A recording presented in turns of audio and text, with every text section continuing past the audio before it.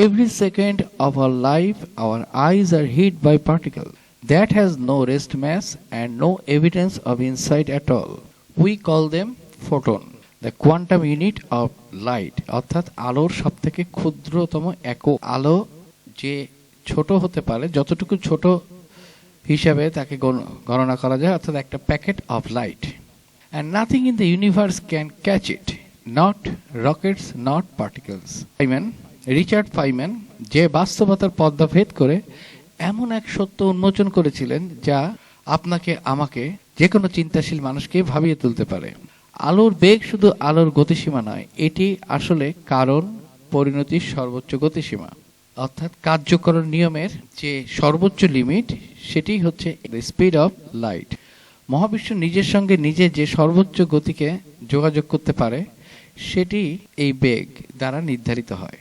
আপনার শরীরের প্রতিটি পরমাণু এই নিয়ম মেনে চলে, আর আপনার মস্তিষ্কের প্রতিটি চিন্তাও এই সীমার ভিতরেই আবদ্ধ। অর্থাৎ জগতে যা কিছু আছে তা, এবং যা কিছু প্রবাহিত হয়, যা কিছু একটা থেকে আরেকটায় যায়, সবকিছুই, যা কিছু গতি আছে তা সবকিছুই এই আলোর গতির যে লিমিট তাকে মেনে চলতে বাধ্য। তাই সহজ কথায় বা একটি লাইনে এটা বলা যেতে পারে যে এই সীমাকে যদি ভেঙে ফেলা যায়, তাহলে পুরো মহাবিশ্বের এবং আমাদের যে অস্তিত্বের কাঠামো তাকে ভেঙে ফেলা যাবে। রিচার্ড ফেইমান ছিলেন একজন পদার্থবিজ্ঞানী, একজন কিংবদন্তি। কোয়ান্টাম ইলেকট্রোডাইনামিক্সে কাজের জন্য তিনি 1965 সালে নোবেল পুরস্কার পেয়েছিলেন। তার যে নির্দেশনা বা তার যে কার্যক্রম, সেগুলা সব থেকে জনপ্রিয় টেক্সট হিসাবে যেটিকে ধরা হয় সেটি হচ্ছে ফেইমানের লেকচার অন ফিজিক্স।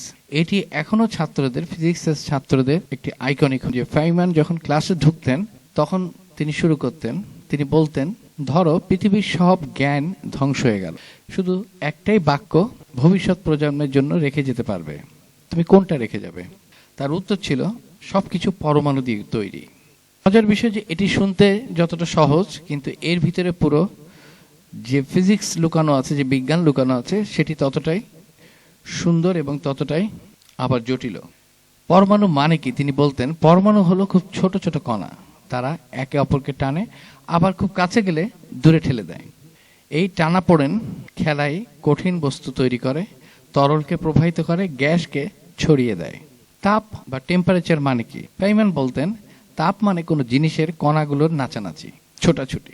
গরম হলে কণাগুলো দ্রুত নড়ে, বেশি ধাক্কাধাক্কি করে, ঠান্ডা হলে ধীরে নড়ে, শান্ত থাকে। তাই আগুনে হাত দিলে ব্যথা লাগে, কারণ আগুনের পরমাণুগুলো তোমার হাতের পরমাণুকে পাগলের মতো ধাক্কা দেয়। তিনি আরো বলতেন, বিজ্ঞান মানে মুখস্থ করা কোনো বলি না। তুমি যদি শুধু নাম জানো, তাহলে তুমি কিছুই জানো না। উদাহরণ, তুমি জানো এর নাম একটি গাছ, কিন্তু গাছ কেন বাড়ে, পাতা কিভাবে খাবার বানায়, আলো কিভাবে শক্তিতে বদলায়, এইগুলো তুমি যদি না ভাবো, তুমি যদি না জানো, তাহলে তুমি আসলে কিছুই জানলে না। এখানে সব থেকে মজার বিষয়টি হচ্ছে, ফেইমান বলে গিয়েছেন যে আমি না জানাটাকে ভয় পাই না, বা কেউ না জানলে সেটাকে কোনো বড় একটি বিষয় বলে আমি মনে করি না, কিন্তু ভুল জানাটাকে আমি ভয় পাই, এবং যারা ভুল জানে তাদেরকে আমি দূরত্বে রাখতে চাই। তিনি বলতেন, সন্দেহ করো, প্রশ্ন করো, এমনকি শিক্ষকের কথাকেও যাচাই করো, কারণ প্রকৃতি কাউকে ছাড় দেয় না, সে শুধু সত্যটাই জানে এবং সত্যটাই মানে। যদি চাও তাহলে তুমি প্রতি মুহূর্তেই সবাইকে যাচাই করতে পারো, এমনকি প্রকৃতির নিয়মগুলোকেও তুমি যাচাই করতে পারো। তিনি বলতেন, তুমি যত বেশি সন্দেহ করবে এবং যাচাই করতে শিখবে, তুমি তত একটি বড় বিজ্ঞানী হয়ে ওঠার সম্ভাবনা তোমার মধ্যে তত বেশি দেখা দিবে। এভাবেই তিনি বলতেন যে সবকিছু পরমাণু দিয়ে তৈরি। এই কথাটাকে খুব সাধারণভাবে তোমরা নিবে না, এটাকে হালকা করে দেখো না, কারণ এই এক বাক্যের ভিতর রসায়ন, পদার্থবিজ্ঞান সবকিছু লুকিয়ে আছে। পরমাণু বলে পরমাণুগুলো বসে থাকে না, তারা সবসময় নড়াচড়া করে, তারা একে অপরকে কখনো টানে, কখনো দূরে সরিয়ে দেয়। এই টানাপোড়েনের খেলাই হচ্ছে একটি পৃথিবীর এবং মহাবিশ্ব টিকে থাকার মূল রহস্যের মধ্যে এটি লুকিয়ে আছে। অর্থাৎ এই টানাপোড়েনের মাধ্যমেই আজকে আমরা বা তোমরা যে মহাবিশ্বে তাকে দেখছো, সেটির অস্তিত্ব টিকে আছে। তুমি দেওয়ালে ধাক্কা দিলে কেন দেওয়াল ভেঙে যায় না? কারণ দেয়ালের পরমাণুগুলো তোমার হাতের পরমাণুকে বলছে আর এক চুল এগোবে না।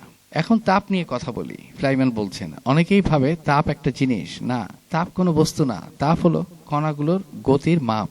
কোনো জিনিস গরম মানে তার ভিতরে কণাগুলো খুব জোরে নড়ছে, কোনো জিনিস ঠান্ডা মানে কণাগুলো ধীরে শান্তভাবে নড়ছে। আগুনে হাত দিলে ব্যথা লাগে কেন? কারণ আগুনের কণাগুলো তোমার হাতের কণাকে এত জোরে ধাক্কা দেয় যে তারা সেটা সহ্য করতে পারে না। ব্যাপারটা আসলে ব্যক্তিগত শত্রুতার কোনো বিষয় না, এটা হচ্ছে ধর্মগত একটি অবস্থান। কোনো জিনিস ঠান্ডা মানে কণাগুলো ধীরে শান্তভাবে নড়ছে। আগুনে হাত দিলে ব্যথা লাগে এই কারণেই, কারণ আগুনের কণাগুলো তোমার হাতের কণাকে এত জোরে ধাক্কা দেয় যে সেটা তোমার হাত সহ্য করতে পারে না। তিনি এরপরে আবারও সেই মুখস্থ বিদ্যা নিয়ে বলতেন যে কোনো কিছু নাম জানা মানেই তাকে জেনে যাওয়া না, বিজ্ঞান মানে নাম মুখস্থ করা না। তুমি যদি বলো এটা ইলেকট্রন, এটা ফোটন, এটা বল, কিন্তু যদি না জানো তারা কেন এমন আচরণ করে, তাহলে তুমি আসলে কিছুই জানো না। নাম জানা মানে জানা না, বিজ্ঞান মানে প্রশ্ন করা। আমি তোমাদের একটা কথা বলতে চাই যেটা তোমাদের হয়তো অস্বস্তি দেবে। বিজ্ঞান নিশ্চিত জ্ঞানের কোনো বিষয় না, বিজ্ঞান সন্দেহের বিষয়। যে মানুষ বলে আমি পুরোপুরি জানি সে বিজ্ঞানী না। আমি না জানাটাকে ভয় পাই না, আমি ভুল জানাটাকে ভয় পাই। কারণ প্রকৃতি তোমার বিশ্বাসের ধার ধারে না, সে শুধু পরীক্ষা দেখে, যা কাজ করে সে সেটাই মানে। রিচার্ড ফাইনম্যান বলেছিলেন, যদি আপনি মনে করেন আপনি কোয়ান্টাম ফিজিক্স বুঝতে পেরেছেন, তার মানে আপনি কোয়ান্টাম ফিজিক্স বুঝেননি। তার এই উক্তি থেকে ধারণা করা যায় কোয়ান্টাম ফিজিক্স বা কোয়ান্টাম মেকানিক্স আসলে কতটা জটিল বিষয়।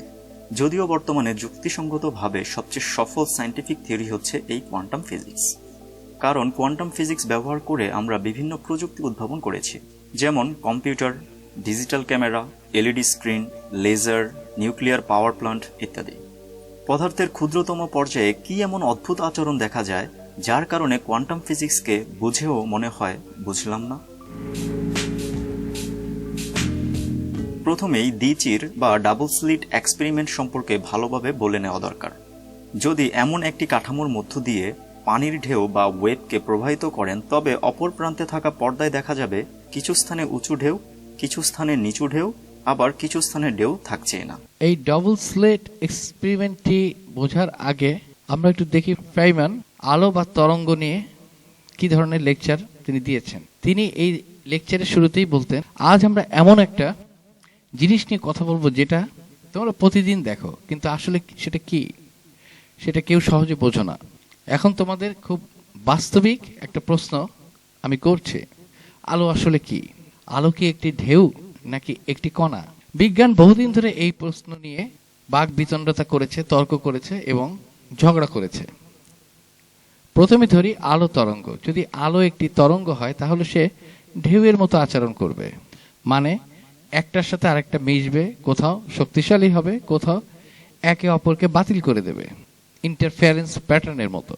এটা আমরা পরীক্ষায় দেখি। দুইটা ছোট ছিদ্র দিয়ে আলো পাঠাও, পিছনে পর্দায় আলো অন্ধকারে ডোরা পড়ে, ডোরা কাটা দাগের মতো তৈরি হয়। এটা তরঙ্গ ছাড়া সম্ভব না। তাই বিজ্ঞানীরা বলল ঠিক আছে আলো তরঙ্গ, কিন্তু সমস্যা এখানেই শেষ হয় না।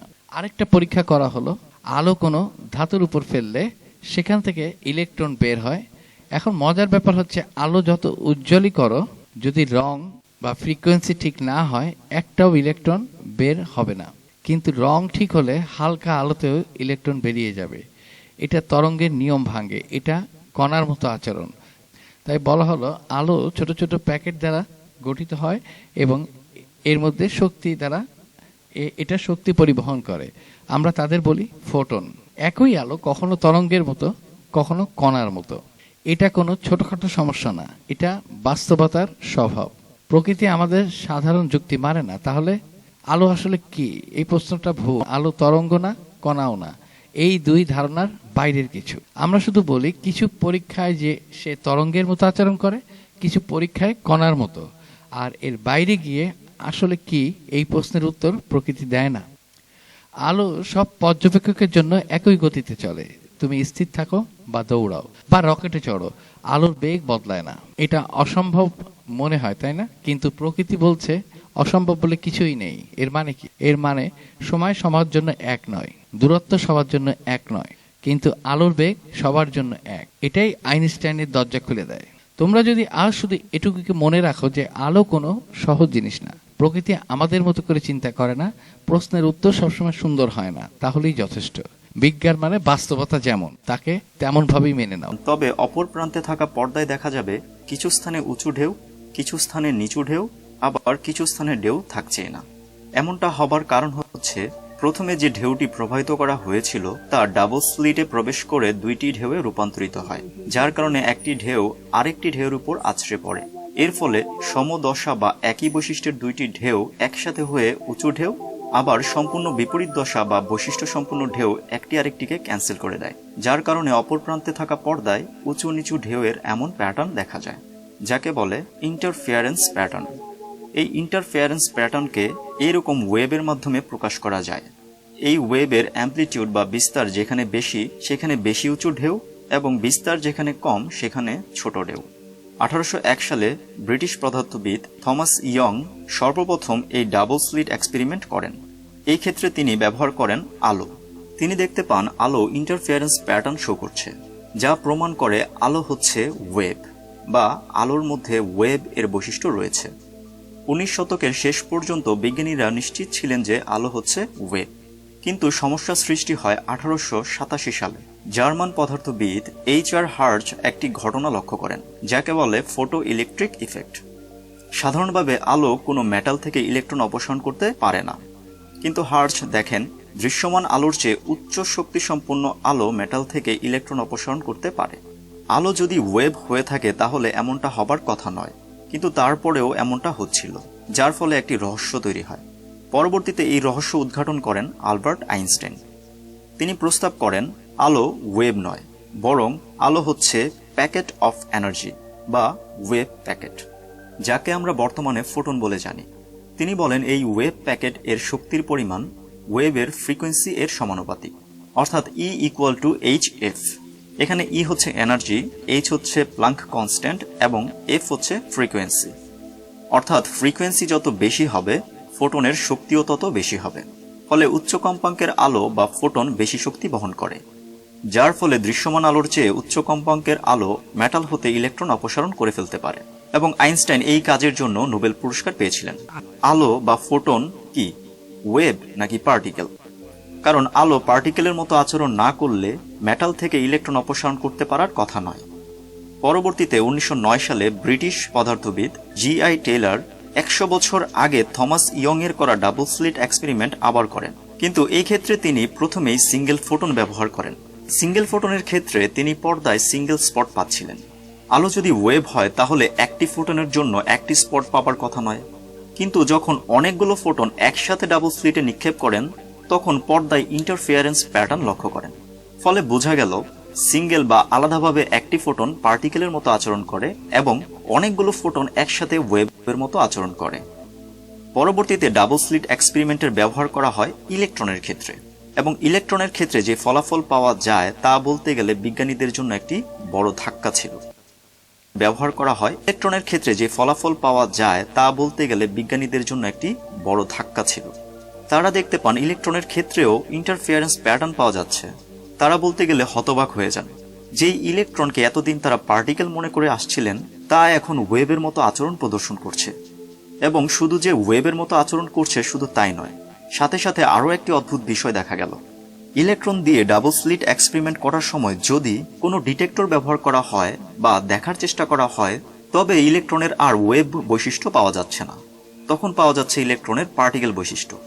কিন্তু আবার যদি ডাবল স্লিট এক্সপেরিমেন্ট কেউ অবজার্ভ না করে বা দেখার চেষ্টা না করে তখন আবার ইলেকট্রন ওয়েবের মতো আচরণ করছে, যা এক অদ্ভুত রহস্যের জন্ম দেয়।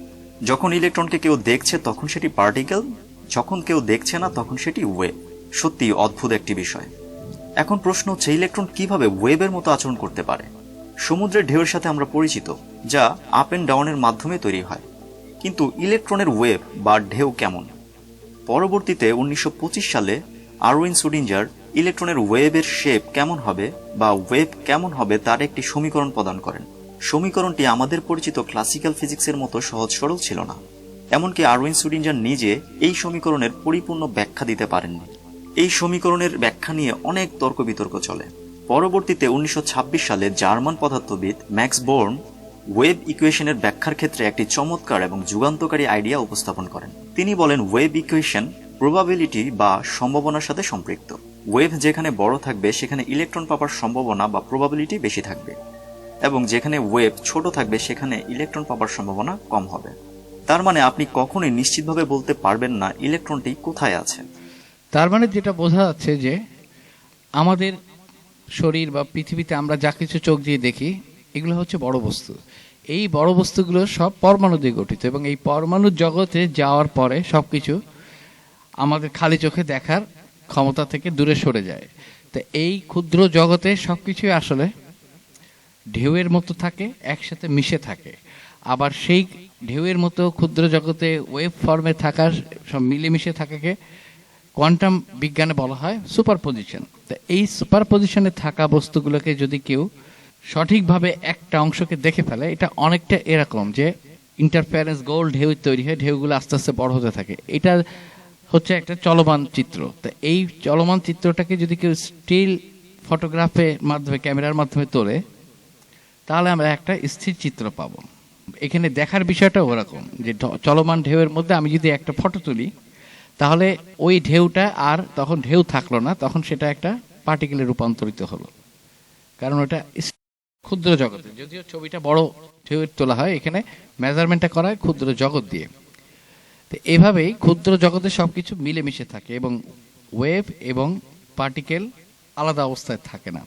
তাই ফেইম্যান তার কোয়ান্টাম মেকানিক্সের লেকচারে বলেছেন, শুনতে হবে, বুঝতে হবে, স্বাভাবিক বুদ্ধি দরজার বাইরে রেখে, যেখানে বাস্তবতা অদ্ভুত। শুরুতেই আমি তোমাদের একটা কথা বলে দেই, কোয়ান্টাম জগৎ বোঝার জন্য কল্পনা কাজে দেয় না। এখানে শুধু পরীক্ষা কথা বলে। আমাদের কাজ হলো পরীক্ষা যা বলছে সেটা মেনে নেওয়া, বোঝা না গেলেও। কারণ কোয়ান্টাম জগৎটা এতই জটিল যে আমাদের যে বহু দিনের পারসেপশন, সেই পারসেপশন এখানে ধাক্কা খায়। তোমরা ভাবো কণা মানে একটি ছোট বল। ফেইম্যান বলছেন কণা মানে একটি ছোট বল, কিন্তু আসলে সেটি সত্যি না। কোয়ান্টাম জগতে কণা মানে হচ্ছে একটি সম্ভাবনার প্যাকেট। একটা ইলেকট্রন কোথায় আছে আমরা সেটা নিশ্চিত করে বলতে পারি না। আমরা শুধু বলতে পারি এখানে থাকার সম্ভাবনা বেশি, ওখানে থাকার সম্ভাবনা কম। এই সম্ভাবনাকে আমরা লিখি একটা ওয়েভ দিয়ে। কিন্তু খেয়াল করো, এই ওয়েভ কোনো পানির ঢেউ না, এটা সম্ভাবনার ঢেউ। এখন সবচেয়ে বিখ্যাত যে পরীক্ষাটা তিনি করেছিলেন সেটি হচ্ছে এই ডবল স্লিট এক্সপেরিমেন্ট। একটা ইলেকট্রন পাঠাও একটা করে, আশা করবে সে একটি মাত্র ছিদ্র দিয়ে যাবে, কিন্তু পর্দায় দেখা যায় তরঙ্গের মতো নকশা। মানে কি, একটা ইলেকট্রন একসাথে দুইটা পথের সম্ভাবনা নিয়ে যায়। এবার ভয়ঙ্কর অংশটি বোঝার চেষ্টা করো। তুমি যদি জানতে চাও ইলেকট্রন কোন ছিদ্র দিয়ে গেল আর সেটা মাপো, তৎক্ষণাৎ সব বদলে যায়। তরঙ্গের নকশা উধাও এবং ইলেকট্রন আচরণ করে কণার মতো, এবং পর্যবেক্ষণ বাস্তবতাকে বদলে দেয়। পরিমাপ মানেই সিস্টেমের সাথে হস্তক্ষেপ। তাহলে প্রশ্ন, ইলেকট্রন আগে কি ছিল? এই প্রশ্নটাই ভুল। কারণ কোনো কিছু আগে কি ছিল এই প্রশ্নটার মানে নেই। পরিমাপের আগে সে শুধু সম্ভাবনা, পরিমাপের পরেই এটা ফলাফল এবং এটাই বাস্তবতা। আপনি শুধু একটি নির্দিষ্ট স্থানে ইলেকট্রন পাবার সম্ভাবনা কত তা বলতে পারবেন। অদ্ভুত শোনালেও এইভাবেই ইলেকট্রনের ওয়েভ আচরণ বর্ণনা করা হয়। আপনি যখন একটি ইলেকট্রন ডাবল স্লিটের মধ্যে ছুঁড়ে মারবেন, তখন আপনি বলতে পারবেন না ইলেকট্রনটি পর্দার কোথায় গিয়ে আঘাত করবে। কিন্তু আপনি শ্রোডিঞ্জারের প্রবাবিলিটি ওয়েভ ইকুয়েশন ব্যাখ্যা করে পর্দার নির্দিষ্ট একটি কোনো স্থানে আঘাত করার সম্ভাবনা কত তা বলতে পারবেন। আরউইন শ্রোডিঞ্জারের ওয়েভ ইকুয়েশন এবং ম্যাক্স বোর্নের ব্যাখ্যা আমাদের বলে ইলেকট্রন কিভাবে কক্ষপথে থাকবে, কক্ষপথের শেপ বা আকার কেমন হবে ইত্যাদি। পরমাণুর কক্ষপথের কোথায় ইলেকট্রন থাকবে আমরা শুধু তার সম্ভাবনা বলতে পারবো। এত কিছুর পরেও কিন্তু রহস্য থেকেই যাচ্ছে, কারণ আমরা ইলেকট্রনকে একই সাথে অনেকগুলো স্থানে পাবার সম্ভাবনার কথা বলছি, কিন্তু যখন কোথায় আছে তা দেখার চেষ্টা করছি বা মেজারমেন্ট করছি, তখন ইলেকট্রনকে কোনো একটি নির্দিষ্ট স্থানেই খুঁজে পাচ্ছি। কিন্তু কেন আমরা প্রথমেই নিশ্চিত করে বলতে পারছি না ইলেকট্রনটি কোথায় আছে? এই বিষয়টি নিয়ে অনেক ব্যাখ্যা রয়েছে, তবে সবচেয়ে গ্রহণযোগ্য ব্যাখ্যাটি দেন হাইজেনবার্গ এবং নিলস বোর, এবং তাদের এই ব্যাখ্যাকে বলে কোপেনহেগেন ইন্টারপ্রিটেশন। তাদের ব্যাখ্যা অনুযায়ী যতক্ষণ না আমরা ইলেকট্রন কোথায় রয়েছে তা দেখার চেষ্টা করব, ততক্ষণ ইলেকট্রন একই সাথে সম্ভাব্য সকল স্থানে একই সময়ে উপস্থিত থাকবে। এটাই হচ্ছে আনসার্টেনিটি প্রিন্সিপালস। তুমি চাইলে জানতে পারো ইলেকট্রন কোথায় আছে, অথবা সে কত দ্রুত চলছে। দুটো একসাথে না। অর্থাৎ যখনই তুমি সে কোথায় আছে জানবে, তখন সে আর চলছে না, তখন সে হতে পারবে না। এটাই প্রকৃতির নিয়ম। এটাকে বলে হাইজেনবার্গ আনসার্টেনিটি প্রিন্সিপালস। প্রকৃতি বলছে আমি তোমাকে সব জানাতে রাজি নই, এখন সবচেয়ে গুরুত্বপূর্ণ যে কথাটি সেটি হচ্ছে কোয়ান্টাম জগৎ অদ্ভুত, কারণ আমরা বড় জগতের যুক্তি ছোট জগতে চাপাতে চাই, কিন্তু প্রকৃতি বাধ্য না আমাদের স্বাচ্ছন্দ্য মানার। তাহলে কণা মানে সম্ভাবনা, পর্যবেক্ষণ নিরপেক্ষ না, নিশ্চিত জ্ঞান এখানে নাই, কিন্তু হিসাব এখানে অবিশ্বাস্যভাবে কাজ করে। নিলস বোরের মতে যখন একটি ইলেকট্রন বা যে কোনো সাব অ্যাটমিক পার্টিকেল মেজারমেন্ট বা দেখার চেষ্টা করা হয়, তখন অ্যাক্টিভ মেজারমেন্ট ফোর্স ইলেকট্রন বা অন্যান্য সাব অ্যাটমিক পার্টিকেলকে তার সম্ভাব্য সকল স্থানের উপস্থিতিকে একটি নির্দিষ্ট স্থানে নিয়ে আসতে বাধ্য করে। বিষয়টি খুবই অদ্ভুত এবং সেই সাথে ভুতুড়ে। ভেবে দেখুন, আপনি কোনো কিছু দেখছেন না মানে এটি একই সাথে একই সময়ে সকল স্থানে উপস্থিত, এবং যখনই দেখবেন তখনই এটি একটি নির্দিষ্ট অবস্থানে আসবে। কোনো একটি বস্তুর এমন আচরণ ভাবাও তো কঠিন। নিলস বোর মেনে নিয়েছিলেন যে প্রকৃতির বাস্তবতা খুবই অস্পষ্ট, কিন্তু আইনস্টাইন এটি মানতে পারেননি। ফলে তিনি বলেন, আমি ভাবতে চাই চাঁদের দিকে না তাকালেও চাঁদ তার অবস্থানেই থাকবে। ফেইমান তার লেকচার 4-এ বলছেন যে time, space, quantum and reality. Time আর স্পেস আলাদা না কেন? আমরা স্বাভাবিকভাবে ভাবি স্পেস মানে জায়গা, টাইম মানে ঘড়ির কাঁটা, দুটো আলাদা না। বাস বিজ্ঞানে, পদার্থবিজ্ঞানে টাইম এবং স্পেস আসলে আলাদা না। একটা ঘটনা ভাবো, একটা আলো জ্বলে উঠলো, কেউ বলবে এটা আগে হলো, আরেকজন বলবে না ওটা আগে হলো। দুজনেই ঠিক, কারণ সময় সবার জন্য এক না। তুমি যত দ্রুত চলবে সময় তত ধীরে চলবে।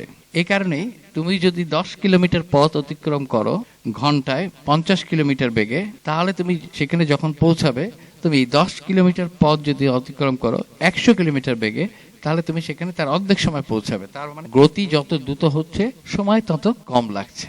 এটা গল্প না, এটা পরীক্ষা, এবং আমরা বাস্তব জগতে প্রতি মুহূর্ত এটার সম্মুখীন হই। তাই প্রকৃতি সময় আর জায়গাকে একসাথে বেঁধে ফেলেছে, স্পেস অ্যান্ড টাইম।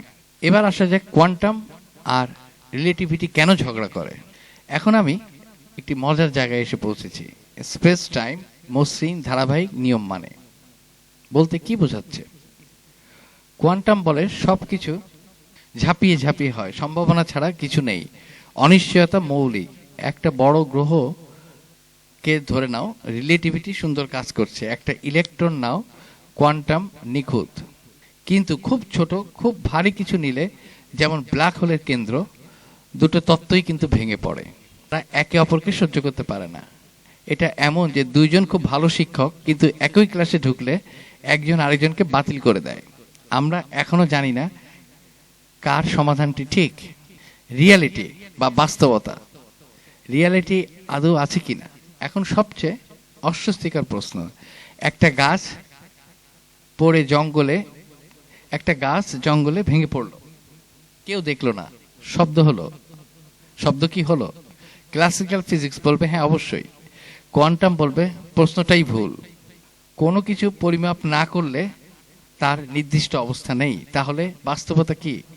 পরিমাপ আর প্রকৃতির একটা চুক্তি? পরিমাপের আগে সম্ভাবনা, পরিমাপের পরে ঘটনা? এর বাইরে গিয়ে আসলে কি? এই প্রশ্নতে প্রকৃতি চুপ। তাহলে এখানে আমরা যেটা পাচ্ছি, টাইম আর স্পেস আলাদা না, কোয়ান্টাম আর রিলেটিভিটি এখনো মেলে নেই।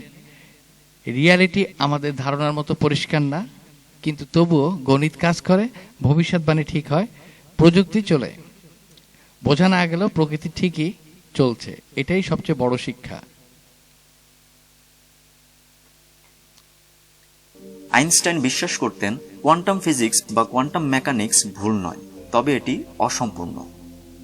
যাই হোক, এরপর সামনে আসে সাব অ্যাটমিক পার্টিকেলের আরও একটি অদ্ভুত আচরণ, যার নাম ইন্টেঙ্গেলমেন্ট। ইন্টেঙ্গেলমেন্ট হচ্ছে একটি থিওরিটিক্যাল প্রেডিকশন যা কোয়ান্টাম মেকানিক্সের ইকুয়েশন থেকে পাওয়া যায়। দুইটি পার্টিকেল যদি খুব কাছাকাছি এসে মিথস্ক্রিয়া করে বা একই ইভেন্ট থেকে দুইটি পার্টিকেল তৈরি হয়, তবে ওই দুই পার্টিকেলের বৈশিষ্ট্যের মধ্যে এক ধরনের সম্পর্ক স্থাপন হয়, যার ফলে পার্টিকেল দুইটিকে যত দূরেই রাখা হোক না কেন তাদের মধ্যে এক ধরনের যোগাযোগ থাকবে। আইনস্টাইন যাকে বলেছিলেন spooky action at a distance. এই ইন্টেঙ্গেলমেন্ট বিষয়টি আসলে কেমন? মনে করুন এই পয়সা দুটি ইন্টেঙ্গেল পার্টিকেল। এই দুটি পয়সার মধ্যে একটি পয়সাকে পৃথিবীতে রাখা হয়েছে এবং অন্য পয়সাটিকে মঙ্গল গ্রহে রাখা হয়েছে। এখন পৃথিবীতে রাখা পয়সাটিকে টস করার পর যদি হেড আসে, তবে মঙ্গল গ্রহে রাখা পয়সাতে টস করলে অবশ্যই টেল আসবে, এবং পৃথিবীতে রাখা পয়সায় যদি টেল আসে তবে মঙ্গল গ্রহে রাখা পয়সায় হেড আসবে, এবং প্রতিবারই এমন হবে, কোনো ক্ষেত্রেই এর উল্টো হবে না। একটি টেল আসলে অপরটি হেড আসবেই, এবং এটিই হচ্ছে ইন্টেঙ্গেলমেন্ট। সাব অ্যাটমিক পার্টিকেল যেমন ইলেকট্রনের একটি বৈশিষ্ট্য হচ্ছে স্পিন, এই স্পিনের একটি বৈশিষ্ট্য হচ্ছে সুপারপজিশন, অর্থাৎ স্পিন একই সাথে আপ ডাউন দুই অবস্থাতেই থাকতে পারে, এবং স্পিনটি আপ না ডাউন অবস্থায় রয়েছে তা দেখার চেষ্টা করা হলেই যে কোনো একটি নির্দিষ্ট অবস্থায় চলে আসে। সাব অ্যাটমিক পার্টিকেলের এই সুপারপজিশন ব্যবহার করে কোয়ান্টাম কম্পিউটার তৈরি করার চেষ্টা করা হচ্ছে। যাই হোক, মনে করুন দুইটি ইলেকট্রন ইন্টেঙ্গেল অবস্থায় রয়েছে। এখন এই দুইটি ইলেকট্রনের মধ্যে একটি অদ্ভুত যোগাযোগ থাকবে। একটি ইলেকট্রনকে মনে করুন পৃথিবীতে রাখা হয়েছে এবং অন্যটিকে চাঁদে। এখন পৃথিবীর ইলেকট্রনের স্পিন যখন দেখব, তখন যদি এতে আপ স্পিন পাওয়া যায়, তবে চাঁদে রাখা ইলেকট্রনে অবশ্যই ডাউন স্পিন পাওয়া যাবে। কিন্তু এটা কিভাবে সম্ভব? দুইটি ইন্টেঙ্গেল পার্টিকেল কিভাবে তাদের মধ্যে যোগাযোগ বা কানেকশন বজায় রাখে? এত দূরে থাকার সত্ত্বেও কিভাবে একটির ফলাফল আরেকটিকে প্রভাবিত করে? এই প্রশ্নের উত্তর এখনও বিজ্ঞানীদের কাছে স্পষ্ট নয়। তবে পার্টিকেলের এই বৈশিষ্ট্যের ফলে হয়তোবা ভবিষ্যতে হিউম্যান টেলিপোর্টেশন সফলতা পেতে পারে বা বাস্তবে রূপ নিতে পারে, হয়তোবা। সাব অ্যাটমিক পার্টিকেলের আরও একটি অদ্ভুত বৈশিষ্ট্য হচ্ছে কোয়ান্টাম টানেলিং। হ্যারি পটারের এই দৃশ্য সবাই দেখেছেন। এখন যদি বলা হয় এটি আসলেই সম্ভব, তখন অবশ্যই কথাটি বিশ্বাস হবে না। কিন্তু সাব অ্যাটমিক পার্টিকেলের ক্ষেত্রে এটি আসলেই সম্ভব, যাকে বলা হচ্ছে কোয়ান্টাম টানেলিং। একটি দেয়ালের এক পাশে যদি আপনি ইলেকট্রন রাখেন, তবে দেয়ালের অপর পাশে এই ইলেকট্রনটি খুঁজে পাওয়ার সম্ভাবনাকে আপনি একদম শূন্য বলতে পারবেন না। কারণ ইলেকট্রন ওয়েবের মতো আচরণ করবে, এবং ওয়েব যখন কোনো দেয়ালে আঘাত করে, তবে এই ওয়েব একেবারে শেষ হয়ে যায় না। এর কিছুটা অংশ দেয়ালের অপর পাশেও পাওয়া যায়। যেহেতু দেয়ালের অপর পাশে ওয়েব পাওয়া যাচ্ছে, সুতরাং ইলেকট্রনকে অপর পাশে পাওয়ার সম্ভাবনাও রয়েছে। এই বিষয়টি যদিও জাদুর মতো মনে হচ্ছে, কিন্তু এটি ঘটছে, এবং এর ফলেই কিন্তু সূর্য আলো দিচ্ছে, সেই সাথে অনেক ইলেকট্রনিক ডিভাইস কাজ করছে। তবে এই কোয়ান্টাম টানেলিং বিষয়টি নির্ভর করে দেয়াল বা ব্যারিয়ারের উচ্চতা, প্রশস্ততা এবং পার্টিকেলের ভরের উপর। এই কোয়ান্টাম টানেলিং নিয়ে একটি আলাদা ভিডিও করার ইচ্ছে রয়েছে, ভবিষ্যতে হয়তোবা করব। ফেইম্যান তার সায়েন্স ভার্সেস রিলিজিয়ন লেকচারে বলেছেন, শুরুতেই একটা ভুল ভাঙি, বিজ্ঞান আর ধর্ম শত্রু না, কিন্তু তারা একই কাজও করে না। সমস্যা শুরু হয় যখন একটার কাজ আরেকটা করতে যায়। প্রথম প্রশ্ন, বিজ্ঞান কি করে? বিজ্ঞান বলে আমি জানি না, চলো পরীক্ষা করি, ভুল হলে ঠিক করব। বিজ্ঞান সন্দেহ দিয়ে শুরু হয় আর পরীক্ষা দিয়ে বাঁচে। যে তত্ত্ব পরীক্ষা ফেল করে সে যত সুন্দরই হোক ডাস্টবিনে যায়। প্রকৃতি কারো বিশ্বাসের ধার ধারে না। অন্যদিকে ধর্ম কি করে? ধর্ম মানুষের নৈতিকতা, অর্থ, উদ্দেশ্য, ভয় ও আশা, এই জায়গাগুলো নিয়ে কাজ করে। ধর্ম বলে কি ঠিক কি ভুল, কেন বাঁচবো, এগুলো বিজ্ঞানের প্রশ্ন না। বিজ্ঞান কখনো বলে না তুমি ভালো মানুষ হও, সে শুধু বলে এটা কাজ করে, এটা করে না, করলে কিভাবে করে। তাহলে এই ঝগড়াটা কেন?